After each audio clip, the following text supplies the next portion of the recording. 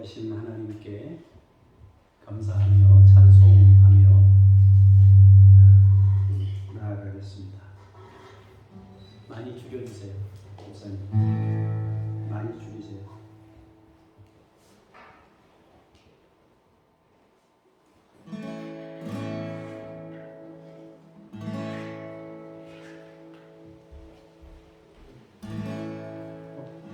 안 나오는데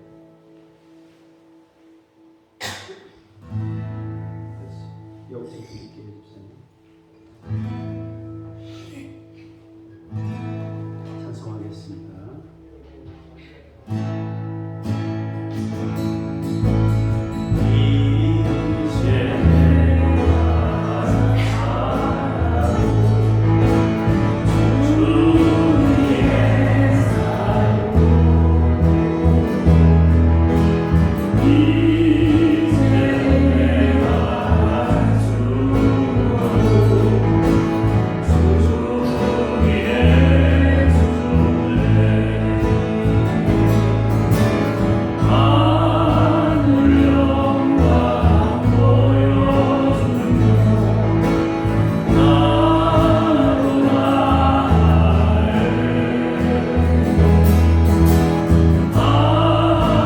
할렐루야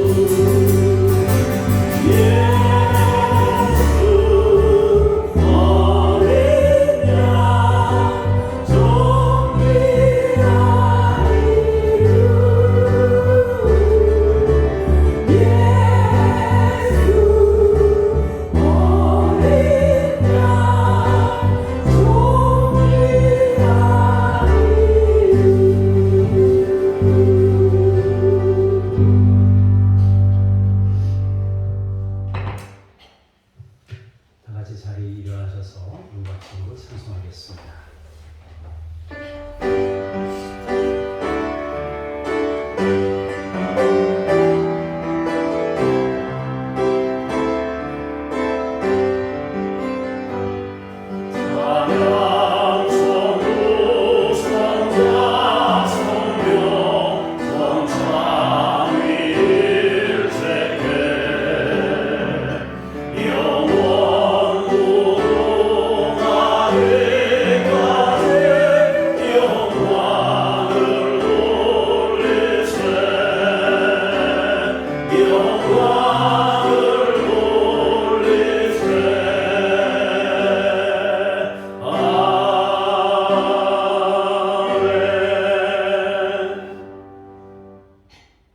오라 너희 모든 목마른 자들아 물로 나아오라.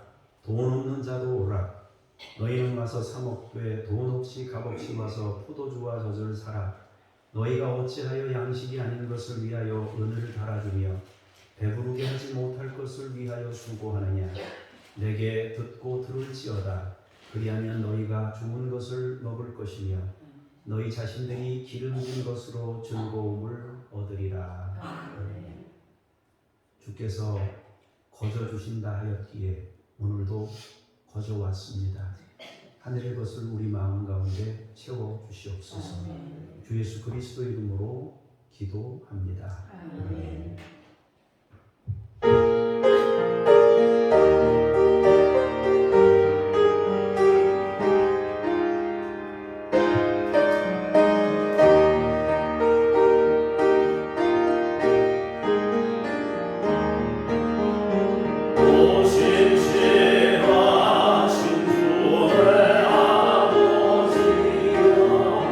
그런 계신 우려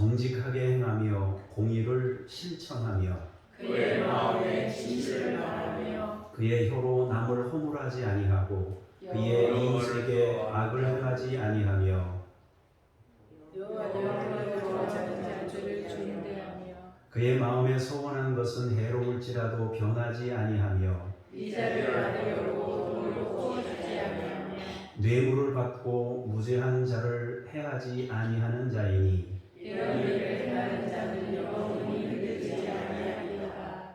아멘. 고백의 기도를 함께 드리겠습니다. 사랑의 하나님, 하나님은 상한 갈대로 꺾지 않으시며 거절하는 눈물도 끄지 않으시며 통회하는 마음을 멸시하지 않으신다고 말씀하셨습니다. 그 말씀을 기하여 죄 많은 저희가 이렇게 하나님 앞에 섰습니다. 우리는 회개의 기도를 받으시고 모든 죄를 용서해 주옵소서.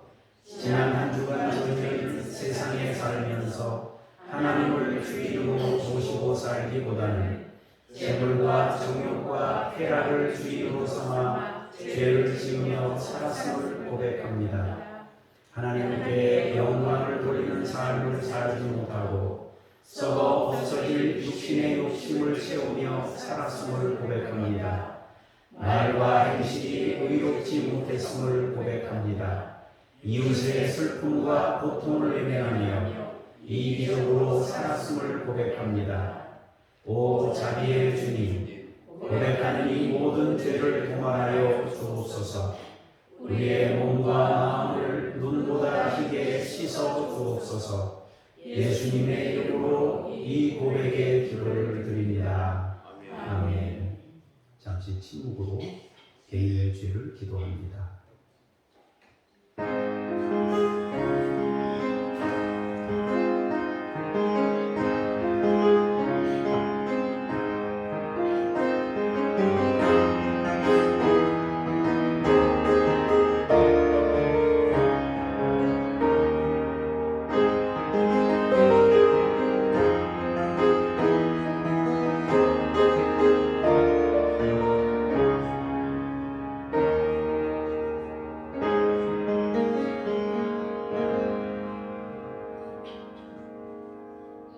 그가 우리를 흑암의 권세에서 건져내사 그의 사랑의 아들의 나라로 옮기셨으니 그 아들 안에서 우리가 속량 곧 죄사함을 얻었도다.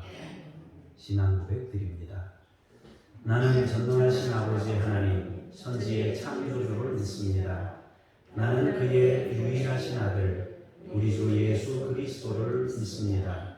그는 성령으로 잉태되어 동정녀 마리아에게서 나시고 본디오 빌라도에게 고난을 받아 십자가에 못 박혀 죽으시고 장사된 지 사흘 만에 죽은 자 가운데서 다시 살아나셨으며 하늘에 오르시어 전능하신 아버지 하나님 우편에 앉아 계시다가 거기로부터 살아있는 자와 죽은 자를 심판하러 오십니다. 나는 성령을 믿으며 거룩한 공교회와 성도의 교제와 죄를 용서받는 것과 몸의 부활과 영생을 믿습니다. 아멘. 자리에 앉으셔서 기도하겠습니다. 우리의 선한 목자가 되시는 주님, 오늘도 길 잃은 양을 기억하시고 그 이름을 불러주시는 음성을 듣고 순종하는 마음으로 예배의 자리로 나왔습니다. 이 거룩하고 아름다운 주일에 저희로 풍성한 꿀이 있는 푸른 풀밭에 눕게 하여 주시고 은혜의 강수가 흐르는 쉴만한 물가에 이르게 하여 주옵소서. 지치고 상한 영혼을 소생시켜 주시고 성령님의 기름을 부어 주셔서 우리의 빈 잔을 넘치도록 채워 주옵소서. 오늘도 주님의 집에서 영원한 기쁨을 누리며 살게 하여 주옵소서. 예배를 통하여 베풀어 주실 하나님의 놀라운 은혜와 사랑을 간구하며 주 예수 그리스도 이름으로 기도합니다. 아멘.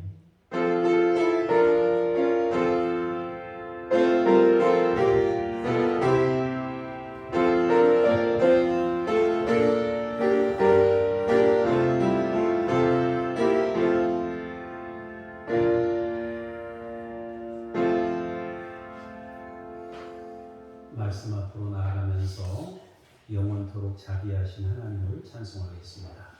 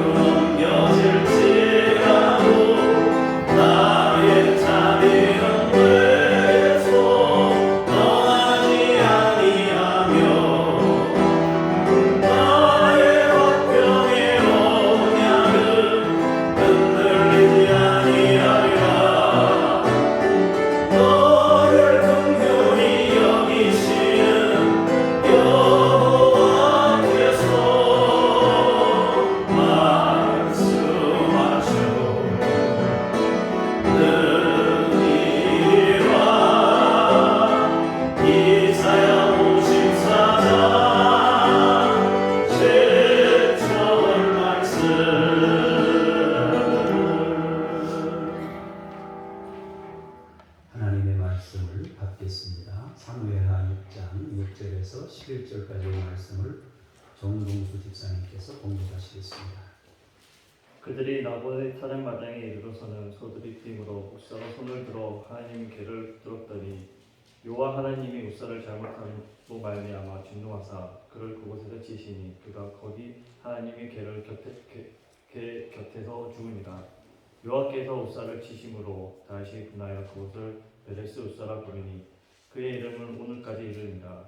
다시 그날의 여호와를 두려워하여 이르되 여호와의 궤가 어찌 내게로 오리요 하고 다시 여호와의 궤를 옮겨 다윗의 성 자기에게로 메어 가기를 즐겨하지 아니하고 가드 사람 오벳의 돈 집에 메어 간지라.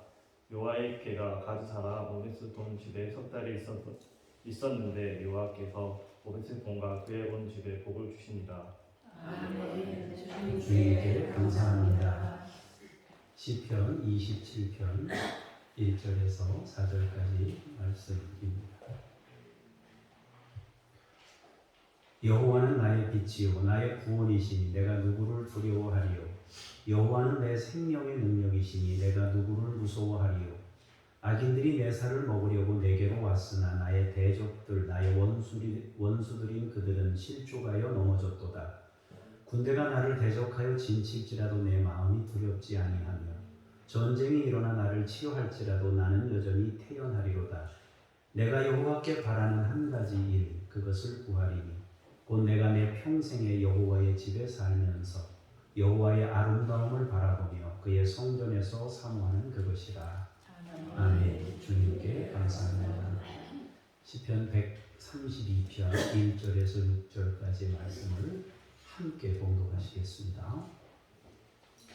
여호와여 다윗을 위하여 그의 모든 경수를 기억하소서. 그가 여호와께 맹세하며 야곱의 전능자에게 서원하기를 내가 내 장막집에 들어가지 아니하며 내 침상에 오르지 아니하고 내 눈으로 잠들게 하지 아니하며 내 눈꺼풀로 졸게 하지 아니하기를 여호와의 처소 곧 야곱의 전능자의 성막을 발견하기까지 하리라 하였나이다. 우리가 그것이 에브라다에 있다 함을 들었더니 나무 밭에서 찾았도다. 아멘.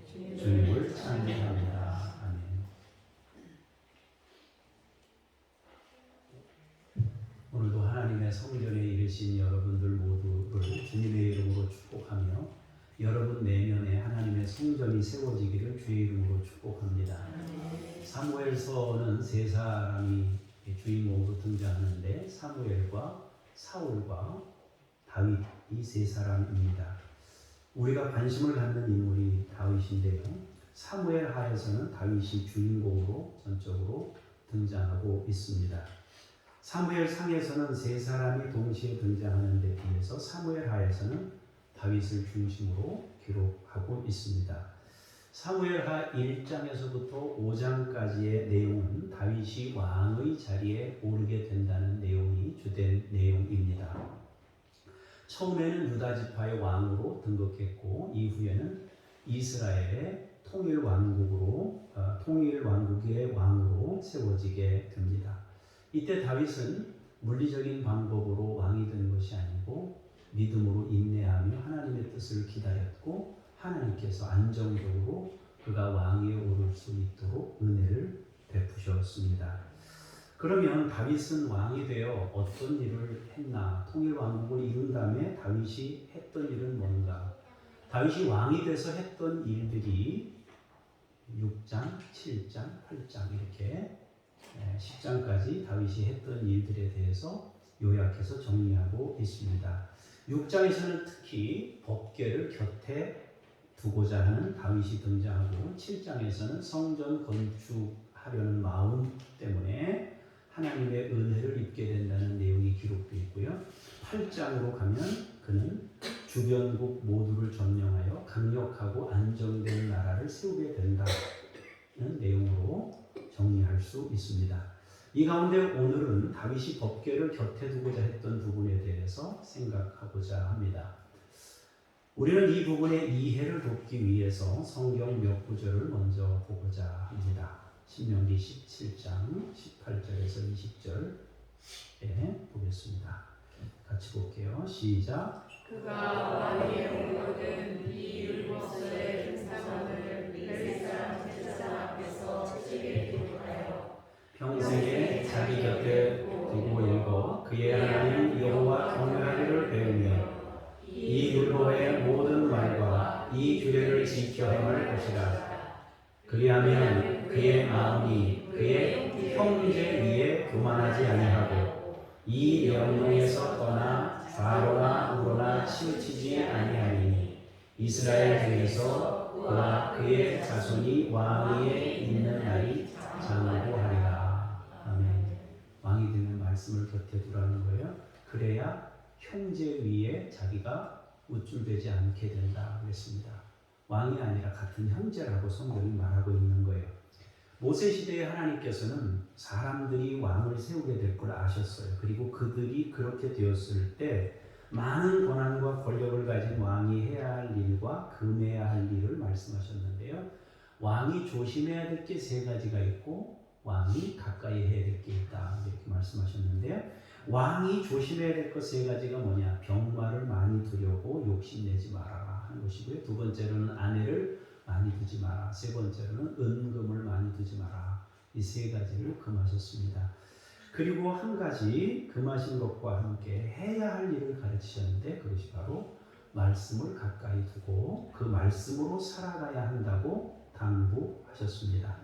다윗은 이것을 알고 있었습니다. 왜냐하면 그가 말씀을 곁에 두려는 열정이 그것을 말해줍니다.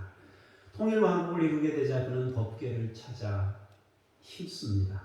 가나안 땅을 점령한 후에 각 지파별로 분배된 땅에서 살다 보니 법궤나 성막이 더 이상 사람들에게 중심이 될 수 없었습니다. 광야에서는 법궤를 중심으로 사람들이 살아갔지만 땅을 분배받고 나서는 법궤는 어디가 있는지 모르고 어디에 방치되어 있는지도 모른 채 그냥 각자 자기들의 삶을 살아갔던 것입니다. 잊혀진 채 법궤가 어디 있는지 그것이 뭐 하는 것인지 잊혀진 채 살았던 것입니다. 그러나 다윗은 자신에게 주어진 왕국에 하나님 나라를 세우고자 했습니다. 그래서 그는 법궤를 찾아 애쓰게 되는 거죠.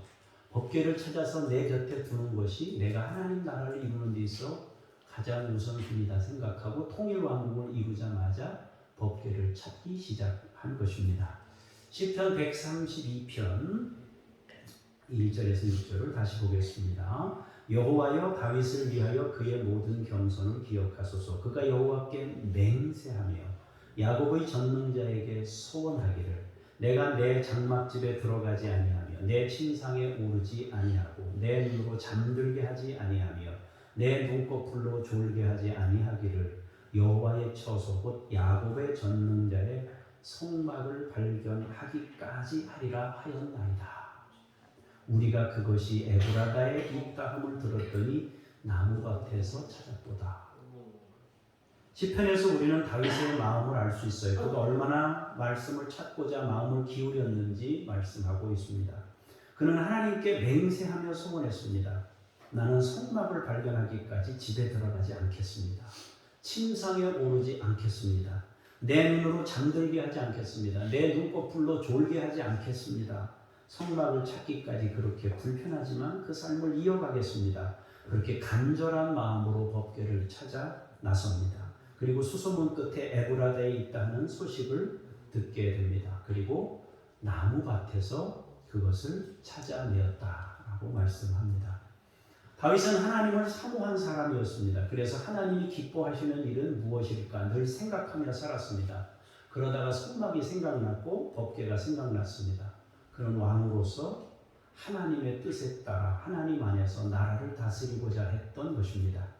그는 너무도 간절한 마음으로 법궤를 곁에 두려 했습니다. 그가 하나님을 얼마나 사랑하며 생각한 사람인지는 다른 시편을 통해서도 확인할 수 있습니다. 시편 27편에 있는 말씀을 보시도록 하겠습니다. 같이 읽겠습니다. 시작. 여호와는 나의 빛이요 나의 구원이시니 내가 누구를 두려워하리요. 여호와는 내 생명의 능력이시니 내가 누구를 무서워하리요. 악인들이 내 살을 먹으려고 내게로 왔으나 나의 대적들 나의 원수들인 그들은 실족하여 넘어졌도다. 군대가 나를 대적하여 진칠지라도 내 마음이 두렵지 아니하며 전쟁이 일어나 나를 치려할지라도 나는 여전히 태연하리로다. 내가 여호와께 바라는 한 가지 일 그것을 구하리니 곧 내가 내 평생에 여호와의 집에 살면서 여호와의 아름다움을 바라보며 그의 성전에서 사모하는 그것이라. 아멘. 본문은 다윗이 어떤 신앙으로 살았는지를 잘 말해줍니다. 다윗은 늘 임마누엘의 믿음으로 살고자 했습니다. 장소를 초월하여 하나님 안에서 살았습니다. 그러면서 자신의 희망도 하나님께 구합니다. 그는 자신이 바라는 것 한 가지가 있는데 자기 평생에 여호와의 집에 살면서 여호와의 아름다움을 바라보는 것이다. 성전에서 사모하는 그것이다. 그렇게 말씀하셨습니다. 그는 평생 하나님의 집에 살면서 아름다움을 바라보며 성전에서 사모하는 그것이 자신의 소원이라고 말합니다. 이것은 1차적으로는 법궤를 찾고 그 법궤를 성전에 두고자 하는 마음이 있었음을 알 수 있습니다. 그러나 이것을 조금 더 확대 해석해 보자면 그는 자신이 있는 자리가 어디든지 그곳이 성전이 되기를 갈망했습니다. 1절에서 3절이 그것을 설명합니다. 그는 하나님을 빛으로 고백합니다. 구원이라고 말합니다. 생명의 능력이라고 말씀합니다. 그렇기 때문에 두려울 것도 무서울 것도 없다고 합니다. 심지어 전쟁이 일어나 대적이 자신을 에워싸는 상황이 생겨도 태어날 수 있다. 태어나기를 바랬는지 실제로 태어났는지 어쨌든 태어나고자 원했습니다. 이유는 하나님이 자신과 함께 계시기 때문입니다. 그는 그렇게 늘 임마누엘의 신앙으로 살고자 했습니다. 그렇다고 그가 완전한 의미에서 임마누엘의 은혜를 누린 것은 아닙니다. 그는 하나님의 마음을 누구보다 잘 아는 자였습니다. 그리고 하나님을 사모하는 사람이었습니다. 그리고 언제나 자기 곁에 하나님이 계심을 믿었습니다. 그러나 신앙적 지식이 예수님 이전이고 성령님 이전이었기 때문에 그가 가진 한계도 있었습니다. 그 시대 사람들과 비교하면 굉장한 신앙으로 하나님의 은혜를 누린 사람이었습니다. 그러나 동시에 그도 그 시대 사람이라는 점에서 당시의 배경을 가지고 있었다 하는 것입니다. 그것은 그가 그토록 사모했던 법궤를 자기 곁으로 옮기는 과정에서 뭔가 어설픈 모습을 보이는 데서 확인할 수 있습니다. 그리고 성전을 건축하고자 했을 때도 하나님께서는 그것을 허락하지 않으셨습니다. 하나님께서는 다윗의 열정과 하나님을 사모하는 마음을 기쁘게 받으시고 복을 주셨습니다. 그러면서도 다윗의 신앙을 교정하시고 그의 신앙을 성숙으로 이끄시면서 다윗에게 순조롭게 법궤를 옮기고 순조롭게 성전 건축을 이루도록 하신 것이 아니라 뭔가 이 브레이크가 걸리는 듯한 그런 모습을 하나님이 이렇게 성경에 통해서 보여주시고 있습니다. 그것이 사무엘하 6장의 내용입니다. 사무엘하 6장에 보면 다윗이 법궤를 자기 곁으로 옮기면서 그가 얼마나 기뻐했는지를 잘 말해줘요. 그는 한 번도 사용해 본 적이 없는 수레를 새로 제작해서 법궤를 거기에 실어서 옮깁니다. 모든 악기를 동원해서 찬송을 부르고 그것을 옮깁니다. 통일왕국이 되어 말씀을 곁에 두고 멋진 나라를 세우리라 꿈꾸며 법궤를 모시려고 한 겁니다. 진심으로 하나님의 뜻을 이루며 하나님의 나라를 이루고자 법궤를 곁에 두고자 했어요. 그런데 사건이 생겼습니다. 우사가 소들이 뛸 때 법궤가 쏟아질 것 같아서 손으로 붙잡았는데 죽은 겁니다. 그 자리에서 즉사했어요. 다윗은 하나님께 온 마음을 다 들여서 그걸 한 거예요. 그런데 죽은 거예요. 다윗은 분노합니다. 성경 표현에 분했다 그렇게 돼 있어요. 정말 새로운 왕으로서 하나님의 나라를 이루고자 하면서 기대하고 있었는데 기분이 순식간에 망한 거예요. 기분이 상한 거예요. 온 마음을 다해 하나님의 나라를 온전히 이루고자 하는 꿈을 가졌는데 법궤를 옮기다 사람이 죽은 거예요. 그래서 마음이 상했어요. 그래서 법궤 모시는 일을 포기합니다. 그리고 법궤를 오베데돔의 집으로 보내버립니다. 우리는 이 장면에서 다윗이 얼마나 상실감이 컸는지를 보게 됩니다. 시편을 보면 그는 서원하면서 법궤를 찾았던 사람입니다. 평생 하나님의 집에 사는 것이 소원이었던 사람입니다. 그 사모하는 마음으로 법궤를 모셔오고 있었는데 사람이 죽었어요. 자신의 신앙이 송두리째 부정당하는 느낌을 가진 것입니다. 그러나 하나님께서는 다윗의 마음을 거부하신 것이 아니라 그가 말씀을 바로 깨닫기를 원하셨기에 그의 뼈에 새겨 주신 겁니다. 법궤는 어깨에 메어야 한다는 것을 분명하게 깨닫게 하시려고 왕국 초기에 사인을 주셨습니다. 우리가 기억해야 하는 것이 있습니다. 성경은 부적이 아닙니다. 성경은 그 물건 자체가 신통한 능력을 가지고 있는 것이 아닙니다. 말씀은 우리의 삶으로 순종할 때 능력이 됩니다. 하나님의 말씀은 삶으로 어깨에 메어야 합니다. 단순히 부적처럼 어딘가에 내 곁에 두면 능력이 나타나는 것이 아닙니다. 하나님께서 법궤를 메라고 하신 이유는 힘들지만 그걸 메도록 하신 이유는 말씀은 삶으로 살아내야 하고 말씀은 삶으로 짊어져야 되는 것이기 때문에 그런 것입니다. 하나님께서는 다윗에게 그것을 분명하게 가르쳐 주셨습니다. 그런데 다윗은 그것을 깨닫는데 3개월이나 걸렸습니다. 바로 깨닫지 못하고 갈등하고 고민하고 생각하는 시간이 3개월 있습니다. 그리고 그 3개월 동안 또 다른 고민으로 살았던 사람이 있었는데 그 사람이 바로 오벳에돔입니다. 다윗이 곁에 두고자 법궤를 옮기다가 사람이 죽었어요. 그래서 다윗은 그것이 자기 집에 오는 것을 거부합니다. 그리고 오벳에돔의 집으로 보낸 겁니다. 오벳에돔은 얼마나 두려웠을까요? 오벳에돔은 나중에 성전 문지기로 다윗이 세우게 되거든요. 그런데 그 전에 이 오벳에돔이 레위 지파 사람인데 얼마나 두려웠겠어요. 사람이 죽었다고 자기네 집에 오는 걸 거부한 거 아니에요? 그리고 이 사람네 집으로 보냈잖아요. 사람들 모두가 두려워하는 말씀을 자기 집으로 가져다 놓은 겁니다. 수레에서 떨어지려는 것을 잡았다가 사람이 죽었어요. 근데 그걸 자기 집으로 들어왔으니 얼마나 무섭겠어요. 3개월 동안 숨도 제대로 못 쉬고 살았습니다. 두려운 마음으로 하나님 앞에서 살았을 겁니다. 그런데 3개월이 지났는데 이상한 소리가 들립니다. 오베데돔의 집에 복이 임했다는 겁니다. 어찌된 일인가? 오베데돔의 삶에 변화가 일어난 겁니다. 말씀을 두려워하면서 행동을 바꾸었습니다. 아침에 일어났는데 법궤가 있는 거예요. 행동이 조심스러워요. 말도 조심스러워요.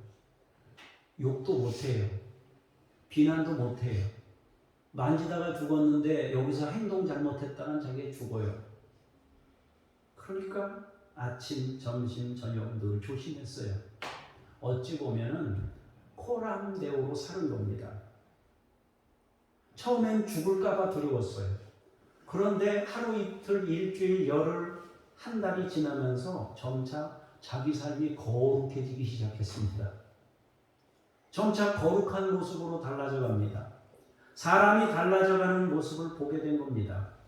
그것은 자신도 느끼고 주변 사람들도 느낄 만큼의 변화였습니다. 결코 그분 앞에서 함부로 살 수가 없었습니다. 오벳 에돔이야말로 말씀을 삶의 어깨에 메고 3개월을 산 사람일지 모릅니다. 그래서 모두가 알 수 있을 정도의 변화가 나타났습니다. 누구라도 확인 가능할 정도의 복이 그 집에 임했어요. 그래서 주변 사람들이 오베데돔의 집에 복이 임했다라고 소문이 왕한테까지 들린 거 아니에요? 그렇다면은 어느 정도 변화가 일어나가지고는 그게 소문이 나지 않잖아요. 근데 변화가 일어났다는 것을 누구나 알 수 있어서 왕에게까지 전달된 거잖아요. 그러니까 얼마나 변화가 일어났겠어요, 삶에. 삶의 변화는 현실의 변화로 이어집니다. 삶의 변화는 우리의 현실의 축복으로도 이어지는 것입니다. 그러자 다윗이 그 소식을 듣고 정신을 차립니다. 자신의 잘못을 되돌아봅니다. 그리고 법궤를 다시 자기 곁으로 모셔오고자 합니다. 그런데 이전과는 다른 방식으로 법궤를 어깨에 메고 옮깁니다. 말씀을 모두 어깨에 메고 찬송하며 감사하며 제사드리며 자기 곁으로 모셔옵니다. 다윗은 이러한 과정을 계기로 해서 아주 중요한 것을 배웠습니다. 말씀은 메는 것이구나. 여러분들이 말씀을 대할 때 말씀을 밀 수 있기를 바랍니다. 많이 읽는 것, 많이 암송하는 것도 중요하지만 삶으로 메워야 능력이 나타납니다. 그리고 다윗은 다시 얼마의 시간이 지나 성전 건축에 대한 마음을 갖게 됩니다. 다윗이 나단 선지자에게 말합니다. 내가 성전 건축하고 싶다. 나는 백향목궁에 거하는데 하나님의 법궤는 지금 간이 처소에 있다. 휘장 가운데 있다. 그러면서 성전 건축할 뜻을 전합니다. 그러자 나단이 소식을 들으니 다윗이 말한 게 너무 마음에 와닿아요. 다윗이 왕이여, 당신의 그 마음을 하나님이 받으셨습니다. 하나님이 왕과 함께 계시니 마음에 있는 모든 것을 다 행하십시오. 이렇게 대답합니다. 그런데 그날 밤 하나님이 나단 선지자에게 안 된다 그럽니다. 성전 건축은 너 말고 네 아들이 해야 된다. 그러면서 다윗의 성전 건축의 마음은 받으셨지만 그리고 놀라운 약속들을 하셨지만 건축하는 것은 거절했습니다. 그 약속은 영원한 왕권의 보장과 후대까지 은혜를 베푸신다는 말씀이었습니다. 그러면서 한두 가지 중요한 사실을 가르쳤습니다. 첫 번째로 말씀하신 게 뭐예요? 내가 나를 위하여 성전을 건축하겠느냐? 내가 나를 위하여 성전을 건축할 수 있느냐? 이 첫 번째. 두 번째로는 나는 지금까지 이스라엘과 함께 그들이 가는 곳에 있었다. 그들이 가는 곳에 성막 형태로 항상 함께 이동했다고 말씀하십니다. 우리는 여기서 두 가지 중요한 하나님의 음성을 듣습니다. 하나는 하나님이 창조주라는 것입니다. 아무리 대단하고 거대한 성전을 짓는다고 해도 하나님을 그 안에 모실 수는 없다는 것입니다. 너무 크신 분인데 어떤 건물이 하나님을 담을 수 있겠습니까? 그럴 수 없어요. 하나님께서는 다윗에게 그 점을 깨우쳐 주셨습니다. 두 번째로 가르쳐 주신 것은 하나님은 어떤 건물이나 외형이나 크기가 아니라 사람들이 있는 그 삶의 자리에 함께 계시기를 원하시는 점입니다. 하나님께서는 다윗에게 이 두 가지 점을 분명히 가르쳐 주셨습니다. 하나님은 어디 계시냐? 큰 교회에 계시냐? 작은 교회에 계시냐? 도시에 계시냐? 시골에 계시냐? 우리가 사는 삶의 자리에 계셔요. 그래서 하나님은 처음부터 성막에 있기를 원하셨던 것이고 성막에다가 법궤를 두라고 말씀하셨던 겁니다. 후에 솔로몬이 성전을 건축하고 난 후에 봉헌식을 하면서 뭐라고 기도했습니까? 열왕기상 8장 27절에 보면 이런 말씀이 있습니다. 하나님이 참으로 땅에 거하시니까 하늘과 하늘들의 하늘이라도 주를 용납하지 못하겠거든 하물며 내가 건축한 이 성전이오리이까 이렇게 고백합니다. 솔로몬이 이 성전에 하나님을 모실 수 있는 분이 아니구나. 이 성전은 하나님을 만나기 위한 도구구나. 하나님의 음성을 듣기 위한 어떤 장소구나. 이것을 알게 된 겁니다. 다윗은 하나님께서 하신 두 번의 두 번의 교훈을 통해 말씀은 부적이 아니라 삶으로 순종하는 것임을 배웠습니다. 그리고 아무리 대단한 건물도 성전이 될 수 없음을 깨달았습니다. 하나님이 원하시는 성전은 임마누엘이다 하는 것입니다. 즉 우리의 삶의 자리가 성전이기를 원하심을 깨달았다 하는 것입니다.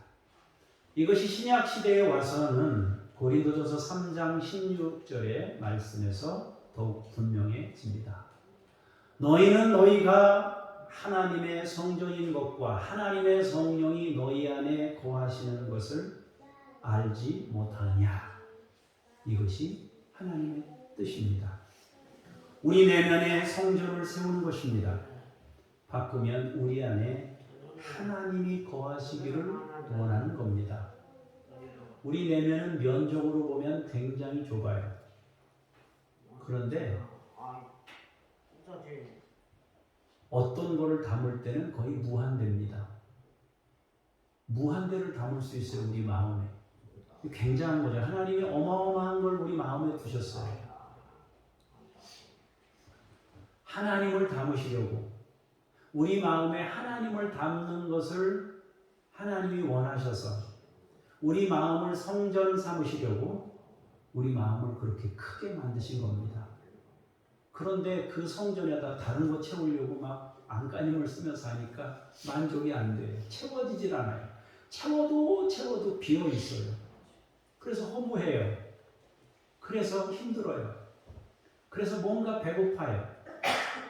그분이 채워질 때 만족이 있고 그분이 채워질 때 온전해지고 그분이 채워질 때 곧 우리 내면이 성전이 되는 것이고 임마누엘이 이루어진다는 것입니다. 사랑하는 성도 여러분, 우리가 말씀을 통해 배워야 할 것은 이것입니다. 말씀은 부적이 아닙니다.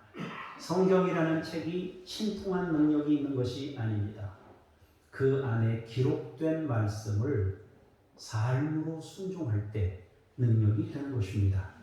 또한 성전은 건물이 아닙니다. 성전 건물은 도구 내용입니다. 하나님은 건물 성전을 통해 그 장소에서 예배하게 하도록 도우셨습니다. 그러나 결정적으로 원하시는 것은 우리 내면이 성전이 되는 것을 원합니다. 그분이 우리의 삶에 함께 계심을 원하십니다. 우리가 언제나 우리 안에서 함께 계시는 임마누엘을 원하십니다. 그것이 진정한 의미에서의 구원입니다. 처음에 말씀드렸다시피 여러분 내면이 주님이 거하시는 성전 되기를 주의 이름으로 축복합니다. 기도하겠습니다.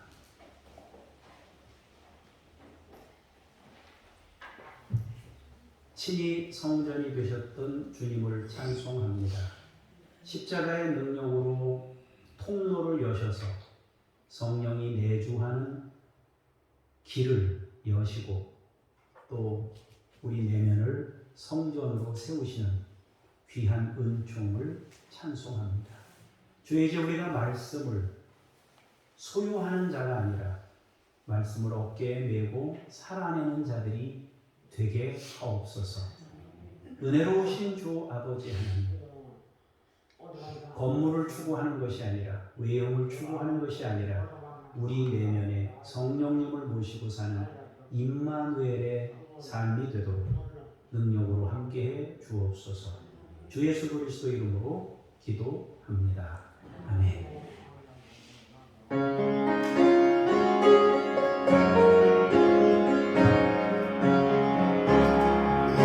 주의 사랑 비칠 때의 기쁨 근심 걱정 물러가고 기쁨 기도하게 하시어 희미한 것 물리쳐 주의 사랑 비칠 때 기쁨 뜻은 사랑 내 맘속에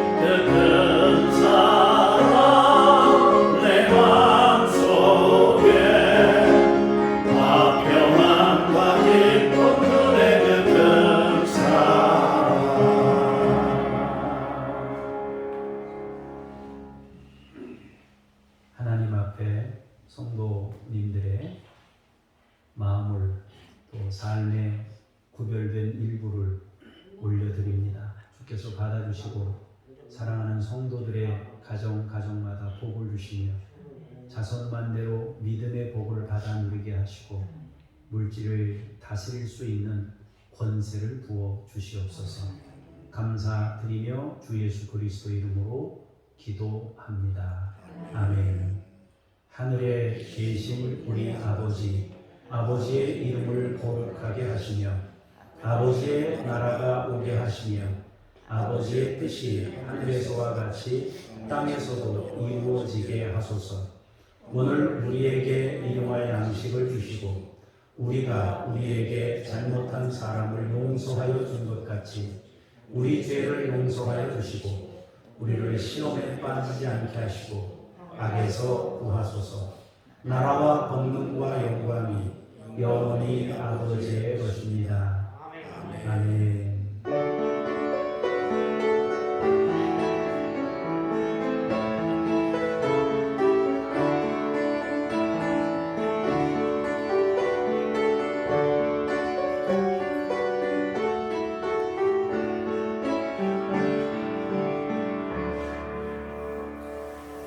자리에 앉으셔서 암송 찬양 한번 드리겠습니다.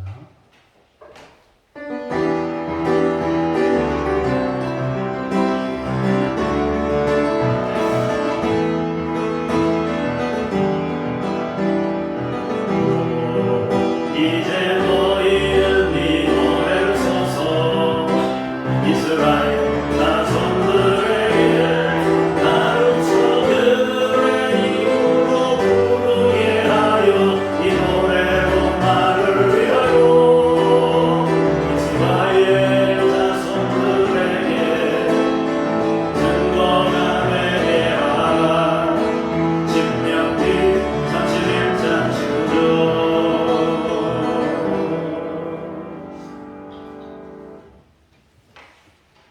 주보 가운데 면에 있는 중보기도 내용을 보겠습니다. 하루에 2~3명씩 산재 사망이 발생하고 있습니다. 안전을 위해서 또 제도가 잘 정착되도록 기도할 수 있기를 원합니다.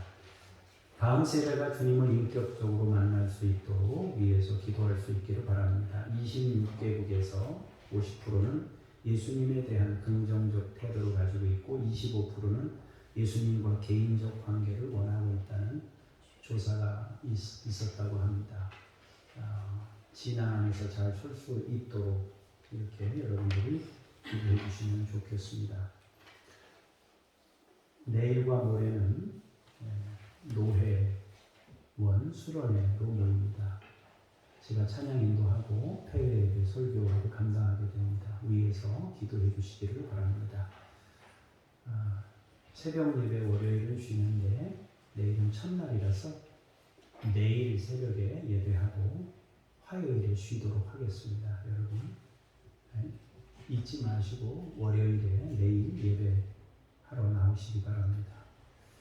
4일에 중부지역 노예 협의회 체육공과 모임이 있습니다. 이제 거의 정리가 잘 되어가고 있는데 준비하는 모임입니다. 선교대회와 체육대회를 동시에 하게 되는데 위에서 여러분 9개 노예가 연합해서 하는 행사입니다. 위에서 기도해 주시기를 바랍니다.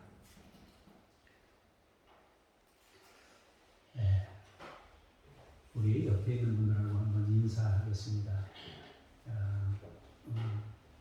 성전 되게 여러분 마음이 성전이 되기를 바랍니다. 이렇게 같이 한번 인사하겠습니다.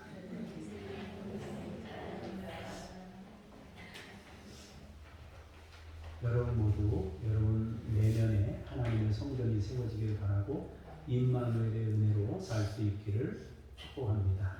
기도하겠습니다. 하나님 온 교우의 마음을 한 군데 모아 우리나라 산재 사망 피해에 대해 기도합니다. 사망 피해가 없는 안전한 환경과 제도가 정착될 수 있도록 하나님께서 우리나라에 함께해 주옵소서. 세계를 위해 기도합니다. 다음 세대가 주님을 인격적으로 만날 수 있도록 은혜를 베푸시고 여러 경로를 통해서 사람들이 주님을 체험하고 만날 수 있도록 인도하여 주시옵소서. 노예원 수련회로 모입니다. 중부지역 노예협의회 선교대회가 있습니다.